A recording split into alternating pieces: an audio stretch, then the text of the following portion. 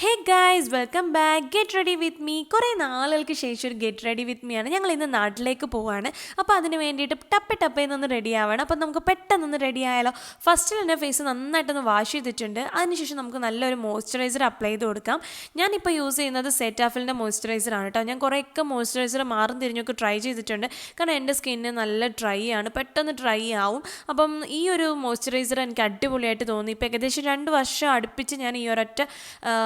moisturiser മാത്രമാണ് കേട്ടോ use ചെയ്യുന്നത് അതിനുശേഷം എന്താ ഞാനൊരു ബയോ ബാലൻസിൻ്റെ നല്ലൊരു സൺസ്ക്രീൻ യൂസ് ചെയ്യുന്നുണ്ട് ഇത് എനിക്ക് ഭയങ്കര ഇഷ്ടമാണ് വാട്ടർ കൺസിസ്റ്റൻസിയാണ് അപ്ലൈ